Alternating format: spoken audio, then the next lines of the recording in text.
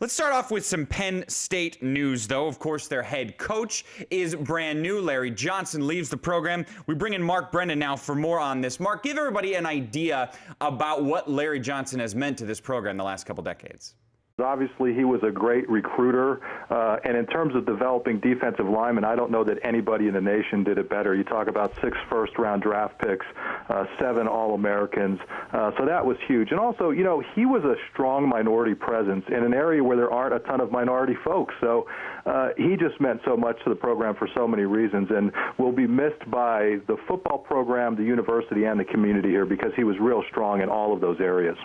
Mark, Larry Johnson has gotten at least 5 of Penn State's present classes committed, maybe the number's more than 5. And now he goes to Ohio State. James Franklin goes from Vanderbilt to Penn State and recruits some Vanderbilt commits. Yep. Is there talk of Larry Johnson now recruiting some of the Penn State commits? Yeah, I mean, I think it's more of some of these Penn State commits who really had tight bonds with Larry Johnson, are they still going to be comfortable here? I mean, Thomas Hawley, the great defensive lineman out of New York, was a guy who, you know, essentially even after Bill O'Brien left, said the reason I'm going to Penn State is because of Larry Johnson. So I do think some of those guys are going to be up in the air, and I'm sure Penn State fans are going to be on pins and needles the next few days, seeing what some of these kids decide to do. Now, I'll be surprised if anybody makes a decision before talking to the current Penn State staff and getting a feel for what James Franklin is all about. But sure, I think some of these guys may be in play now. So is the attitude in State College that this is all fair? It's fair what James Franklin did with the Vanderbilt commits, and it'll be fair whatever Larry Johnson decides to do with the Penn State commits? Absolutely not. They love what James Franklin's doing, but they'll think it's terrible if and when Larry Johnson does it, and that's just the way fans are. But I will say this much, Coach, that when you look at these Penn State fans, the things that they've had to deal with over the last couple years, this stuff is relatively minor. So they are getting fired up about things kind of both ways, but I don't think, you know, a month from now people are going to be, you know, worried about this sort of thing.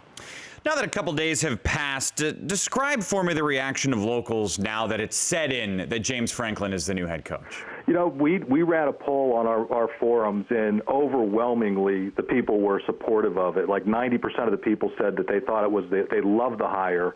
11% said it was a good hire, and only a couple percent, a fraction of a percent, said they didn't like it at all.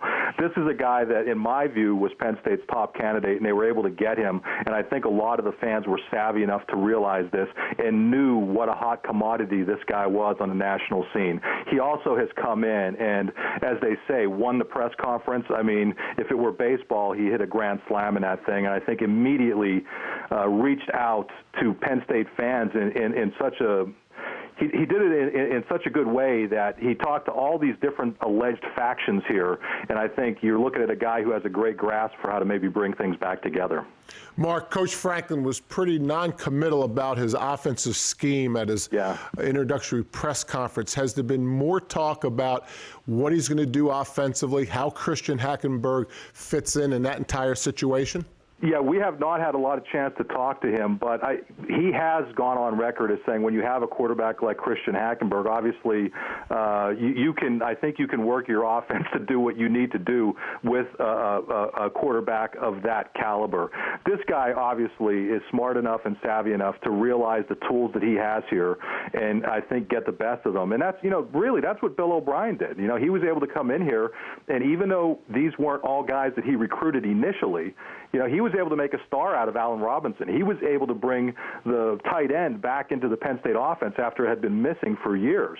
And I think James Franklin's that same kind of coach who can take what's here and be effective with it, because he was able to do that at Vanderbilt. When he was initially successful, those weren't all his guys.